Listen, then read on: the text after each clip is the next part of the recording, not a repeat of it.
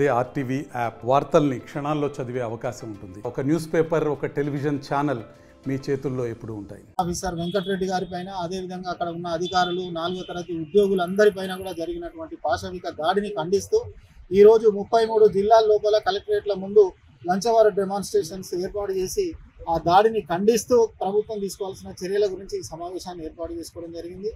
ముఖ్యంగా ఈ సందర్భంగా తెలియజేయాల్సిన విషయం ఏంటంటే, ప్రభుత్వ సంక్షేమ పథకాలను అమలు చేసే దిశలో, అమలు చేసే భాగంగా మనం ఉద్యోగులు అంటే పైన ఉన్నటువంటి కలెక్టర్ గారు కానీ, కింద ఉన్న క్లాస్ 4 ఉద్యోగులు కానీ అందరూ కూడా మారుమూల ప్రాంతాలకు వెళ్ళి వాళ్ళ విధులు నిర్వర్తించే భాగంలో అక్కడ ఉన్నటువంటి రైతుల ముసుగులో ఉన్నటువంటి కొందరు అసాంఘిక శక్తులు చేసినటువంటి దాడిని తీవ్రంగా ఖండిస్తూ అది హేయమైన చర్యగా దాన్ని ఖండిస్తూ ఉన్నాం. అదేవిధంగా ముఖ్యంగా ప్రభుత్వం లోపల ప్రభుత్వం యొక్క బాధ్యత, ప్రభుత్వ ఉద్యోగులకు రక్షణ కల్పించాల్సిన బాధ్యత ప్రభుత్వం పైన ఎంతైనా ఉన్నది. వారిపైన ముఖ్యంగా అంటే Telangana employees JAC, Telangana NGOs union, మిగతా భాగస్వామ్య సంఘాలన్నీ కూడా ఏకకంఠంతో కోరుకునేది ఏంటంటే అటువంటి వాళ్ళ పైన పీడీ యాక్ట్ను ఇంపోజ్ చేసి కఠినమైన చర్యలు తీసుకోవాలని చెప్పేసి కోరుతా ఉన్నాం.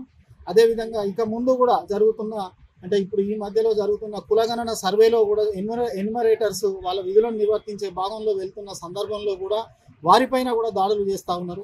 వాటిని కూడా మేము తీవ్రంగా ఖండిస్తూ ఉన్నాం. అది మా యొక్క బాధ్యత. ఏంటంటే ఉద్యోగులుగా, ప్రభుత్వ ఉద్యోగులుగా మా బాధ్యత, మా విధులను నిర్వర్తిస్తూ ఉన్నాం.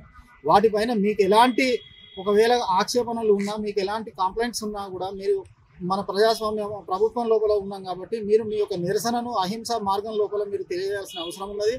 ఆ జిల్లాకు అత్యున్నత అధికారి అయినటువంటి జిల్లా కలెక్టర్ గారి దృష్టికి తీసుకొస్తే, ప్రభుత్వం దృష్టికి తీసుకెళ్ళి మీ యొక్క ఏదైతే సమస్యలు ఉన్నాయో వాటిని పరిష్కారం లోపల ముందుంటాం. కాబట్టి వీటిని అన్నింటినీ కూడా మీకు మరొకసారి విజ్ఞప్తి చేసుకుంటూ, ముఖ్యంగా ఏ కార్యాచరణ ఏదైతే జేఏసీ ఇచ్చిందో ఆ కార్యాచరణను మేము తూచా తప్పకుండా అమలు చేస్తూ ఉన్నాం జిల్లాల లోపల.